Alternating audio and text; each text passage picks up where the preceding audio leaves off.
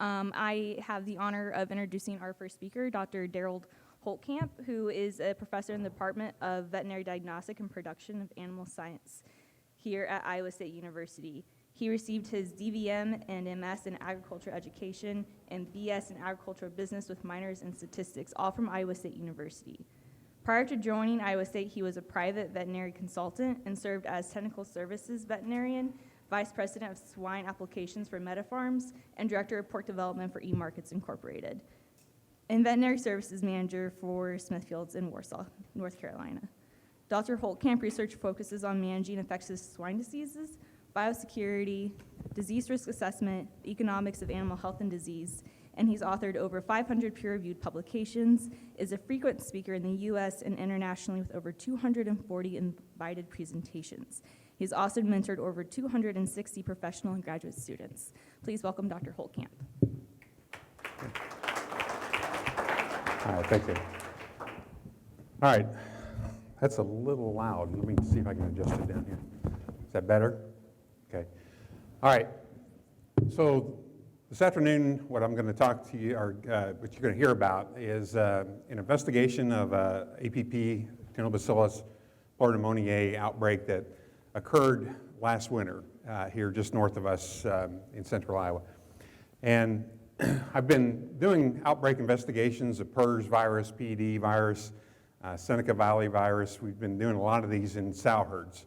And I've always tried to bring a student along, Amanda Anderson, recruited her she was my go-to for a while, but I think they're great opportunities to kind of learn about where the biosecurity hazards are on farms. And so probably done upwards of 70 of those in sow herds, and so I've become accustomed to kind of a certain level of I'll describe as hazards, right? Or you know, how risky it is or how likely it is that viruses or bacteria would be introduced into a herd. I hadn't really done a lot in the grow-finish phase because, again, we focused as an industry more on the sow herd rather than the grow-finish phase, right? So this is the first time I've really done a sort of a critical mass of investigations in finishing or wean to finish. And oh my God, I knew it was bad, I just didn't know how bad it is, right? And so for me, it's been a real wake-up call to do these. And I'm kind of come to the conclusion that if we do end up getting African swine fever or another foreign animal disease in this country, we're going to be flying by the seat of our pants, or maybe the other way to say that is, God help us. Because we really, today, even though we're adding some biosecurity practices, some control measures, the magnitude of the hazards that are there, we haven't addressed those. And in some ways, I'll make an argument at the end here too, that we're kind of losing the race, right? We think we're improving our biosecurity, but we're probably adding hazards faster than we're adding controls to reduce those hazards. So I'm going to go ahead and get into this here. APP is an obligate intracellular bacteria, has a relatively short duration of expected life outside the pig, and so we generally don't think of APP as being one that's going to be readily transmitted from one herd to another, kind of like we do with PRRS or PED. And it does have some ability to survive longer, though, if it's protected by some mucus or some fluid of some sort, water, and then it can survive in colder temperatures as well, a little bit better. Transmitted either by direct transmission or indirect transmission. Direct would be pig-to-pig contact. That's going to be the primary route historically that we've thought about for this type, for transmission of APP. Indirect would be by pretty much any other route, right? Through a fomite, that being a person, tractor, truck, whatever. And then, of course, aerosol would be an option as well. But aerosol, traditionally, again, according to the textbook for APP, is not something that typically happens very often or should happen very often. So what we are looking at here, there's actually been kind of a number of these cases, these APP serotype 15. So APP is one of the ways we classify that bacteria is by serotyping it. But I do want to remind everybody in the audience that not all serotype 15s are the same, right? Just like problems we have with PRRS with RFLP patterns. We classify that virus with RFLP patterns, But when we talk about a 144, for example, not all 144s are the same. They can have sometimes vastly different profiles in terms of the clinical impact they have and then cross protection and so forth. Same with bacteria, same with any pathogen, really. These are human constructs. We classify them, and they're not necessarily all the same. Marcelo Almeida back there is doing some work trying to look at the genetic makeup, genetic sequence of these bacteria, and that, I think, will inform us in more detail about the differences between this current outbreak of serotype 15, which do cluster on a dendrogram fairly tightly, versus some other serotype 15s that we've had historically. Okay, so these are somewhat unique, I would tell you, in terms of their genetic makeup. And so what we did, we looked at what happened. 2021 was going along. A few of these cases were coming into the diagnostic lab, didn't really raise alarms too much. Some fairly significant death loss was associated with them, though. But all of a sudden, then in November, at the end of November, really through December, we got a big jump up in the number of these cases. And so enough that it sort of raised alarms. And so what we're looking at here is cases that came into the diagnostic lab between November 25th through January 24th of this year then. And all were, again, submitted to the ISU VDL. The word we got was, I think Marcelo and others reached out to the other diagnostic labs, and we were the only one, seemingly, that was getting these cases. And so it's kind of interesting from that standpoint. They were happening in either wean to market or finishing phase, and so as you'll see in a little bit, mostly affecting older pigs. And then there were 9 production systems involved during this 2-month interval here. And we picked 7 specific cases. We picked one. Our goal was to do one for each of the production systems, because these are pretty time consuming, and so we didn't have enough time to do all 20, but we wanted to do 9 of those. 2 of the production systems involved, though, declined to do the investigations or have us do the investigations. So we ended up with 7. The primary objective there was really to assess how that bacteria was moving from one herd to another, okay? And so we're developing a case report that'll be published in JSHEF at some time. I saw Isadora Machado walk in. Where are you? There. Isadora's working on that, and Isadora's the one that helped me with these, or that helped me. Heck, you did the investigations. I helped you. So here's where they were clustered, right? Geographically, they were all in this little pretty 4-county area, really, to be honest, 2-county area. But really geographically confined. For 2 months, that's all the cases came from there. And so from an epidemiological standpoint, that's interesting, right? That told us that we had an opportunity maybe to learn something about what was going on there in terms of how it was being transmitted. The timing of the cases on here, each of the red dates indicate a case. There were 2 dates where we had more than one case, and then there was also a wind event or weather event that happened on December 15th last year. If you remember back, December was pretty warm, at least the first part of December. Had this derecho go through that part of the state, central Iowa.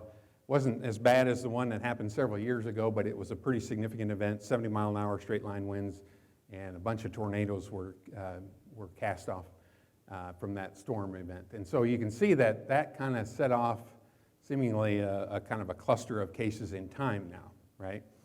And so the question there is that significant? Does that maybe suggest that aerosol transmission might have played a role here?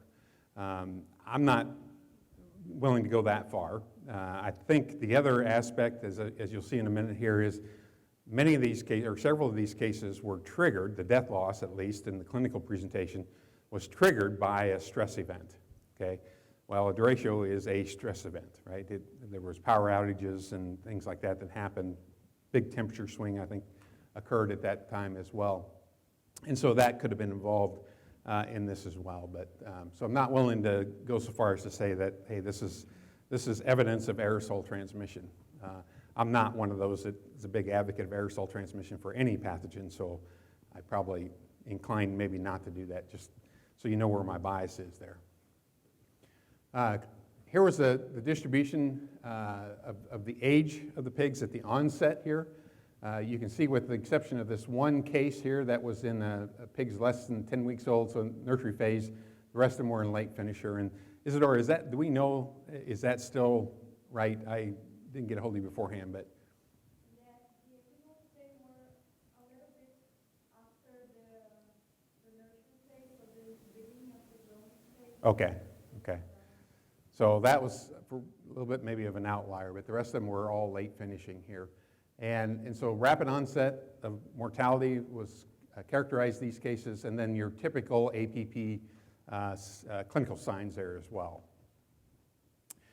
This is just for demonstration purposes. We actually have the mortality, weekly mortality for all 20 of these cases now, or most of them anyway, maybe with the exception of a couple.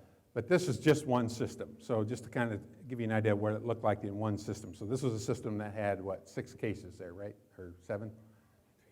7 cases. And so you can see what's the circle there, what's reported is the peak weekly mortality. So that's number of dead in that week only, divided by the number of pigs placed, okay? And so this particular group of pigs, half the pigs died in 1 week, okay? That was the extreme case there. But you can see there's a lot of variation in that as well. I mentioned the stress events were involved with this. In 4 of the 7 cases, and 5 of the 20, I'm sorry, at one time we were doing 23, and I forgot to update that, but we have 20 cases. 5 of the 20 had experienced some stress event that was associated with the onset of the mortality when they recognized the clinical signs. And in one case, they were in the marketing phase, and so they had one barn that was just about empty. They moved those pigs into another barn, and which, again, you got mixing, created some stress there. And that's when the spike in mortality occurred. Another one, it was a dramatic change in the temperature outside, so there's no power loss, but a big change in temperature. And then there was 2 where there was a power outage involved in there. And so then the other thing is that 3 of the 7 cases we investigated and 7 of the 20 were in the marketing phase. So again, these are late finishing pigs, which I'll remind you again, the reason this is so devastating from an economic standpoint is that now with the high cost of feed, you get all that expensive feed in these pigs, and they die at the end of the right before you're going to market them, and so you lose the revenue, and there's no consolation price. You've already put all that expensive feed into them. This is anecdotal. We're not going to publish this, but I will mention this. There was one case where a FAD, foreign animal disease investigation, was triggered, actually at the packing plant. The situation there is they were already in the marketing phase when the APP hit. They decided that rather than try to treat those animals, and the common treatment was injectable mass injection of Ceftiofur or another antimicrobial with a short withdrawal. But rather than do that, they decided to try to get them marketed right away. So get them on the truck, get them to the plant. And so they knew that was going to be create a concern at the plant. And so they had a conference call with the plant. And so they made them entirely aware of what to expect, what was coming, when it was coming, and all that. So the plant was on board with this, the producer was on board, the veterinarian was on board. The problem is that nobody at the plant informed the USDA inspector that this was going to happen. And so the pigs arrive, he sees this, and he says, oh my, we need to trigger an investigation, shut the plant down, call in USDA and the SAHOs, right? So some have asked me or said with some alarm, why didn't these trigger more FAD investigations at the farm level, right? So that would be pointing the finger at the veterinarians a little bit, probably saying, well, hey, when you see this, why didn't you think FAD, right? And you can argue that maybe should have been the case, but it wasn't. I'm not aware of at least any other FAD investigations that were triggered. And so, to be honest, once these kind of got rolling, people, all the veterinarians knew about this, and so it was probably pretty apparent to them, or at least they thought they knew what they were looking at there.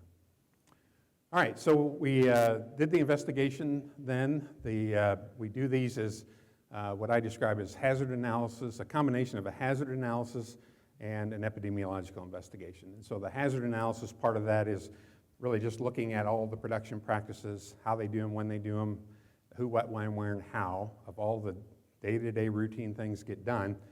And we're looking for hazards then that may have created what we call failures or may have led to failures that ultimately then result in the bacteria, in this case, being introduced into that group of pigs. Okay, so that's how we do that. The epidemiological investigation part of that involves using the information we have, like the timing of the outbreak, where in the barns they saw the first clinical signs, and that was, in this case, usually the pigs dying. But things like that, we had that information to work with from an epidemiological standpoint. You also have the timing of the events. So we go back for a 14-day window, for a 14-day investigation period, and we look at the specific events that happened during that time, right? So if there were no animal movements during that time, we really didn't focus on those, right? We focused on the things that happened in that investigation period. All right, we have, as a side note, we have a similar form and approach we use for the sow herds, and I told you before that's pretty much what I've done historically. But this, and for the sow herd, we're actually developing that as an industry standard. And so we're about ready to publish a white paper on that. And we've got a sister form or companion form for the sow herd to do those as well. And so we investigated those 7 sites, again, 1 for each production system. Here's kind of a summary of those cases, of those 7 cases we investigated. And as I mentioned earlier, they were either finishing or wean to finish. In this case, there were 4 in the finishing phase and then 3 that were in wean to finish. This is weeks placement. So again, all kind of late, and you need to pay attention to then whether it's a finish or wean to finish here, but all pretty late in the growing period. APP, this yes or no here, did that production system already have cases of APP serotype 15 before the case we investigated, okay? And so for 4 of those cases we investigated, that was the first case for that production system. The other 3, it was not their first case. Some of the production systems only had 1, and so at least 1 of those, or maybe 2, were their only case. Okay? So obviously the first as well. This is the outbreak mortality. Again, you can see a wide range that would be defined as the death loss during either a 1, 2, or 3 week period. We kind of just visually looked at that and where the mortality spiked, and then just summed that up and reported that here. But that's not a closeout mortality. That's just for that 1, 2, or 3 week period where the outbreak occurred. Stress events, again, 4 of the 7 that we investigated had some sort of stress event involved that may have or likely did trigger the outbreak. 3 of the 7 sites were already in the marketing phase. 1 of them had trucks scheduled to arrive the next day, I believe it was, and this hit, and so they called the trucks off and then went in, held those pigs until they were through the withdrawal period and then started marketing. So 3 of the 7 really were in the marketing phase already. And then rendering, I'll talk about this a little bit more in a few slides, but rendering was used in all but 2. So there was 2 of these sites that did use compost to remove or dispose of dead pigs. I'm not going to spend a lot of time on this slide, but just one of the things we can do when we use this approach is we can, again, I said before, we look at specifically those events, and an event is something we define where something came into the farm, and we call that a pathogen carrying agent, but something came into the farm that could have brought the virus with it. So that could be a pig, right? Could be any other fomite, truck, trailer, animal, other than a pig, anything like that, any sort of fomite coming in. And we organize those around events. So if you have for example, an employee entry event, well, you got the employee themselves, but you also got their vehicle, right? Vehicle and any equipment, maybe the food, lunch or whatever, if they bring that with them too. So that's how we approach this. And so we can look at this at the end and say, well, how many times did these events happen in that 14-day investigation period? Again, that's when we think that the bacteria in this case may have come in. So this one was a little bit complicated because if you look at the fact that there were stress events involved in a lot of these, it makes you wonder, maybe did that bacteria get introduced in that group of pigs a little bit earlier and then wasn't triggered until that stress event happened, right? So we weren't quite as confident we were covering the exact date of the introduction. The other issue, of course, is did it come from the sow farm? And again, Marcelo is working on that. But I think in most cases, I'm convinced here that it wasn't coming from the sow farm. These were lateral introductions. So, All right, so there are events that were rated high then. The other thing we do, again, for all the events, we give them a subjective rating of either low, medium, or high as to the likelihood that they may have been involved with the introduction of the bacteria, the lateral introduction. All right, and so rendering 5 of the 7 cases, we call that high, and to be honest, that could have even been in the case for the ones that were using compost. They were, in my mind, kind of on the bubble. But there was a lot of uncertainty, and this is very common with all the investigations we did. The knowledge about what happens on those sites, and by the way, we usually have the caretaker and the herd veterinarian at a minimum involved in this. Sometimes some production management set in on these as well. And generally, there's just a lack of knowledge, right, about what goes on these wean to finish sites, especially compared to sow herd. Sow herd, sow farm manager typically can tell you pretty well what's happening, right? They know when stuff happens. Not so with grow finish. Like, so for example, with dead pickup, rendering pickup, they don't know when that render comes. Most of the time, they're not there when it showed up. And even if they are there, they're busy, right? So they may not even notice it. And, you know, I asked several of the veterinarians, Darling International is the only game in town here, right? And so I said, and they do the pickup. I said, you know, does Darling International operate in a specific geographic area, right? Nobody knew, right? That's just not something anybody really, I guess, either asked about. But we got on the call with Darling, and they were, I would say in general, they were very helpful, early on at least. And, you know, this is what they described to us. They have the 26-foot trailers or trucks that drive around the country and pick up dead pigs. And then they also have the 52-foot tractor trailer, right? And so for efficiency, rather than having all these smaller trucks going back and forth to Des Moines where their plant is, they have what they call a reload station. And in this area, there's one in Belmont, Iowa. That's that red, indicated by red there. And then, so we asked them to describe the sort of the geographic area around that reload stations where those trucks and the drivers operated, right? So in this area designated by the red box, then Darling has a fleet of trucks, a set of drivers that operate in that area, right? So they are geographically sort of defined, or the areas they operate in are geographic areas, okay, or specific geographic areas. And so that was news to everybody, right? We thought, well, that's interesting. And then the other thing you'll note is all those cases, all 20 of those cases, were within that red box, right? And so the other question would be, well, but why only in this area, right? Why were they all clustered here? Why not over here? Why not here, right? Well, likely they follow specific routes, right? So there's a route where a specific truck and driver probably follows generally. And so we wanted to learn more about that, and we worked with Darling for several weeks to try to get that information. There was 2 potential sources. One, they have the invoices, and so we figured if we got the invoice information, we could figure out the routes and how many pigs and when the pigs were picked up. That was, again, a challenge. And the other is they have GPS trackers on all their vehicles, all their trucks. And so we said, well, yeah, if we can get that data, we'll gladly analyze that for you. But as it turns out, they were not willing to give us that data. And to be honest, I can't blame them for not doing that. I'm not sure if I were in their shoes, I would do it differently. But it does create a bit of a black box here again, okay, in that we don't know exactly the routes these trailers, these rendering trucks are following. So, but anyway, from an epidemiological standpoint, though, you look at that and you say, well, 3 of these 7 sites were already in the marketing phase, so they were sending trucks kind of all over the state of Iowa. If that were involved, you would have expected to see these cases happening in a wider geographic area, not all clustered right here.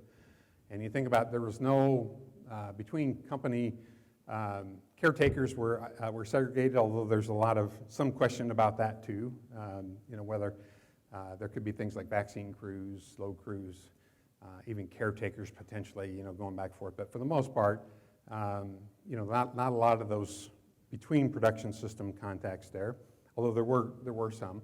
But again, none that would really explain why it was so clustered in that small area, right? Rendering is that one event that we thought, well, yeah, that kind of fits, right? And so I don't know if I've sometimes said it's probably as close to a smoking gun in these types of investigations you'll get, but it, certainly still some uncertainty. And then, again, there were 2 sites that were composted, right? So rendering, obviously, I think probably you can say obviously, wasn't involved in all these cases, right? And we were aware of some other things that happened too. So, but yeah, certainly rendering was high on our list here, right? And I do think, sure. What happens to the dead pigs? Are they kept in this area, or, Dr. Holcamp, are those taken somewhere else and incinerated? Like, what happens to that Yeah, yeah. body, those dead bodies? So these are actually rendered by Darling International, and their rendering plant is in Des Moines, as I understand it. And so I actually had a conversation with Dave Meeker at the North American Rendering Association as well. And one of the things I learned from that was actually the rendering industry no longer really depends much on dead animals for their input.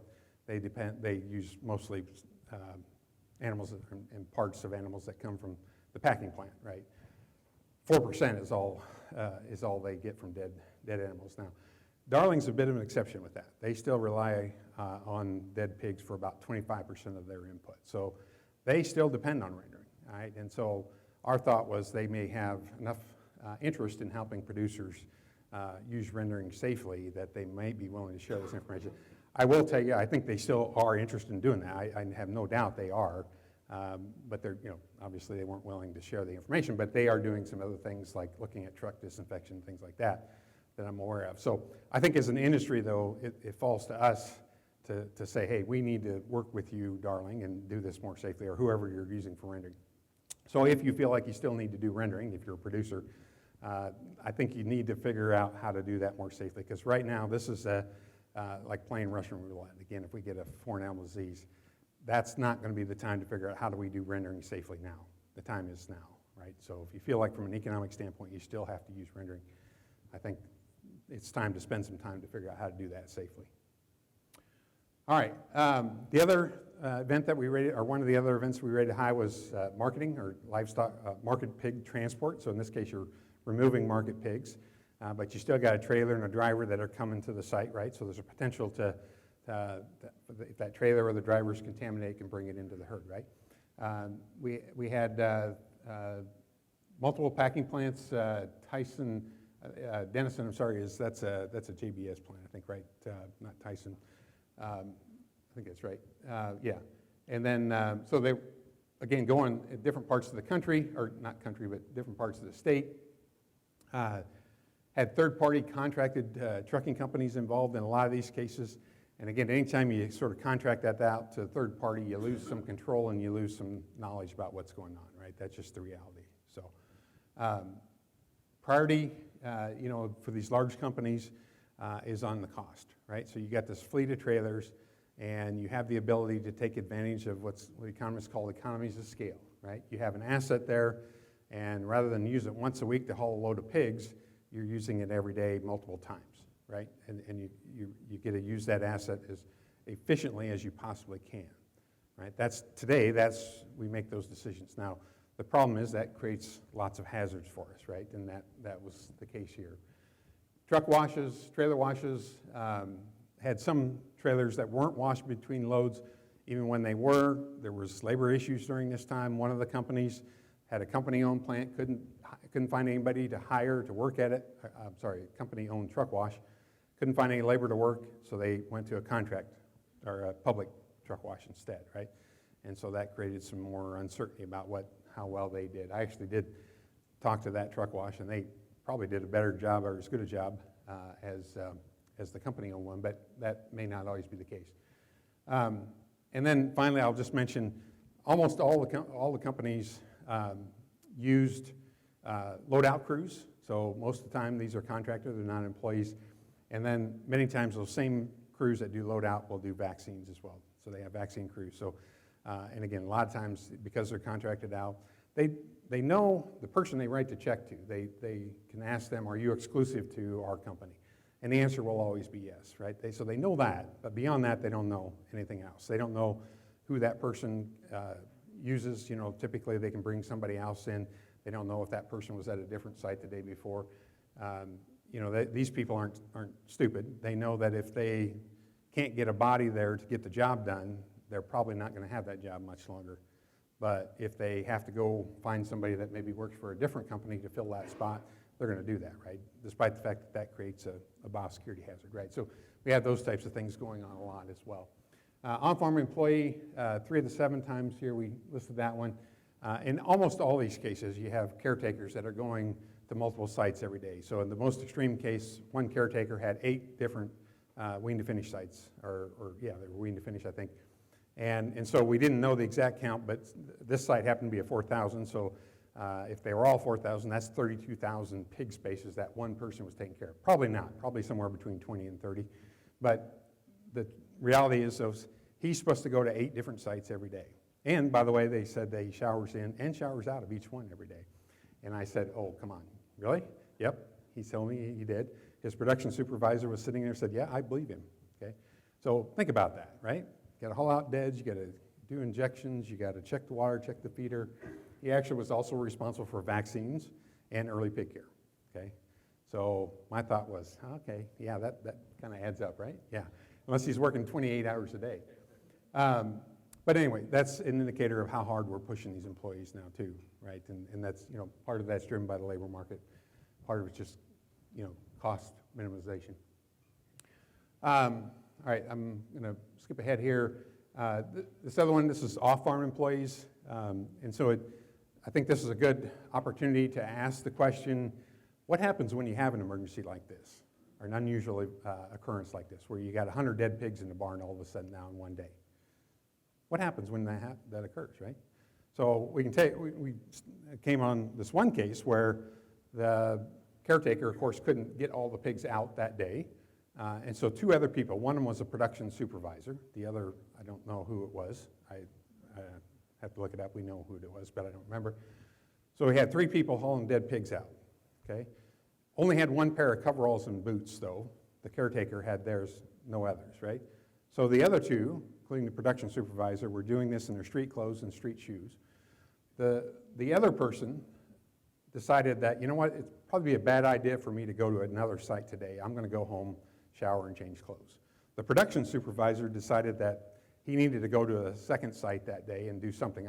We don't know what it was, but that site broke 3 days later, right? So in that case, that's pretty good evidence that happened, or that's probably how it got transmitted there. But that's the kind of thing, I don't necessarily blame him because, emergencies happen, and if we're not prepared, we don't have sort of a plan in place to deal with them, then those types of things happen, right? So, that's another good, I think, outcome of this, or take home for me was, you kind of need to be thinking about when these emergency repairs, power outages, things like that, probably need to have some biosecurity plans in mind for those as well. There was 1 of the 7 had a repair event that happened during that time, and that was a third-party contracted crew again. They didn't know where that crew had been before. They didn't do any cleaning of the equipment or any disinfection. They just brought it in directly, and they didn't really know where any of the supplies came from as well. And so these were some other operational connections between production systems, and again, because 4 of these were the first case in the production system, we had the opportunity to look a bit more closely at those operational connections between the production systems, not just within one. So probably doesn't come any surprise to anybody in the room that there are a lot more operational connections within a production system than there are between. But there are some substantial ones between as well. And many times we don't know what they are, right? And when I say we, the herd veterinarian, production management, nobody knows, has a full understanding of what those connections are oftentimes. But these were some that we identified, some we knew, some there was just, nobody knew, right? There were some big uncertainties, and so we put them on the list anyway. All right, so to kind of wrap up, here's the case what I'm going to try to convince you of as a take-home from this. So this is my take-home from this. And that is that, if you ask the question, are we improving biosecurity, or have we improved biosecurity? The real question there, I think, or the right question to ask is, have we reduced the transmission of pathogens? PRRS virus, PD, APP, you name it, right? If you look at the data, and we don't have any specific data, but if you look at sort of Minnesota Swine Health Monitoring Project, some recent studies looking at grow-finish pigs and when they go positive for PRRS, PD, if you look at that, there's no way you can look at that and say, yeah, we're making progress here. It just, the data doesn't bear it out. In fact, if anything, we're going in the wrong direction. But if I asked you, have we added more production practices, more control measures in the last 5 years, I think you would say, yes, we have, right? We've made progress on that front. The problem is we kind of ignore the other half of the equation here, and that's the hazards we're adding, right? And so as we push labor harder, as we've relied more on contracted services, as you name it, my take home here is we've added hazards for every biosecurity control measure we put in place. We add about 3 hazards, right? And so we're just losing the race. We're adding hazards faster than we're adding control measures, okay? That's kind of big picture take home for me here from this. And these are the things kind of that I generally think of that have changed in the last 35 years. Economies of scale, I mentioned, using resources. That means, lots of contacts, lots of opportunities to get contaminated. Specialization, like bore studs, feed mills, now we're bringing all that stuff in. Contracting, we're relying more and more on contracted services. We lose that control, lose the knowledge of what's going on. All these things have created what I would describe, and people in the food industry would probably describe to you as well, as a very open production system. Okay, so people from the food industry, ethanol industry, they would say, yes, we try to create a closed production system, right? Because you don't want a lot of stuff coming in and out. You want to really minimize what comes in and out. Pig production, poultry production, we have a very open production system. Lots of stuff coming in and out. We don't know a lot about most of it, right, or a lot of it. So that's, I think, a problem we need to address in the industry. So with that, I just want to thank SCHC for funding this, the investigations. And I guess if we have time yet, question? Yeah.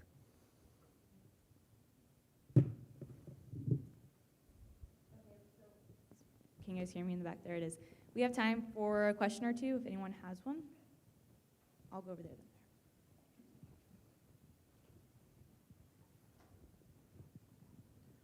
When looking at rendering, was all of those on-site rendering, or is anything off-site? So explain to me, okay, Like so at the off-site, you mean do physical- they have a central Right. pickup location? Yeah, so one of them had that.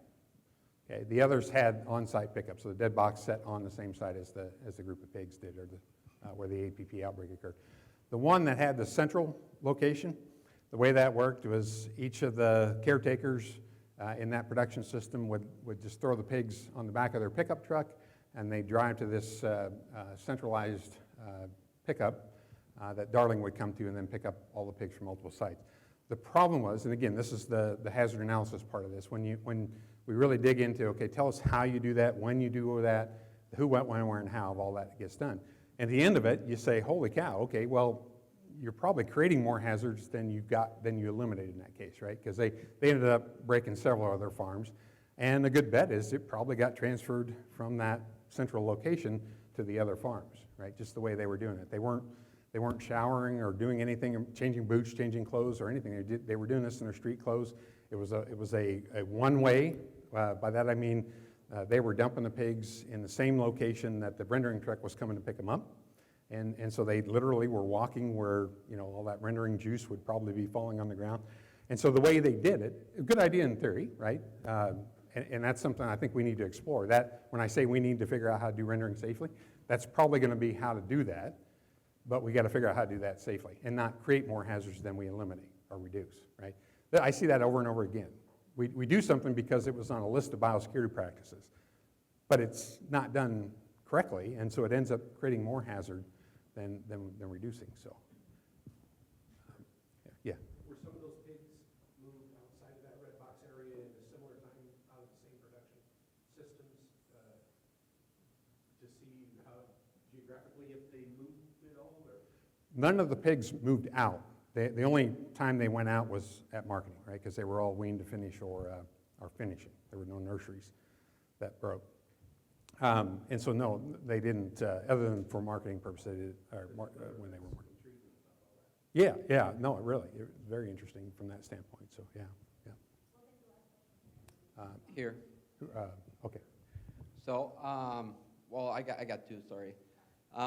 One, did you see any, there was a couple of sites that only had 2% mortality other than 30% of more of the others. Did you see any reasoning about that or I don't know, timely treatments or something like that. And then Yeah. going back to your balance and the problem about following those procedures that we were putting in place, is there a way to make it doable for that person that has 8 sites and has to share them every day? Test every site every day? Test every site every day? No. I mean, like, for those procedures, for that caretaker to shower in and shower out. And Yeah. like, if there a way to implement that on biosecurity to make it doable, to like time saving? Okay. So first question about the mortality, you're very observant. I wasn't going to dig into that a lot, but yes, there was one in particular, that the really low one, again, that was weekly mortality. And so the denominator in that case was the number of pigs that were still in the group there. And because they were marketing, there were a lot fewer pigs in there. And so still a lot of deads compared to how many were placed, but the denominator was just how many were there. And it was actually, they were towards the end of the marketing period. So good catch on that. The second part about doing it in a way that makes it easy for people, that doesn't take a lot of time, yes, I think that's actually critical, right? We're pushing people so hard to do the basic production things, and then we add biosecurity practices on top of that require them to spend time and do the right thing or do it right. It's just not going to work, right? I mean, we're just pushing them too hard as it is already. And so, probably when you look at what's called the hierarchy of controls, the idea is that all control measures are not equal, right? There are some things that involve people usually are at the bottom as least beneficial. The engineered controls, the ones that don't involve people to do the right thing, those are much better, right? And so as an industry, we've completely favored the administrative controls because they're relatively cheap, right? It takes money, you have to invest money to engineer controls. I think we need to start taking a little bit harder look at that. So that won't happen overnight, right? We're not going to invest a lot of money, but over time, I think when you look at the food industry, you look at the ethanol industry, other production, biological production processes, they don't rely on people to do that stuff, right? In fact, I've had opportunities to talk to people that were in the food industry and now have come to the pig industry, and they say, yeah, but what really surprises me is how much the people have to do in the pig industry. In the food industry, all that's engineered, right? So I used to take that for granted to say, well, that's just the way it is, but maybe not. So, sorry, out of time, right? Let's give another round of applause, please.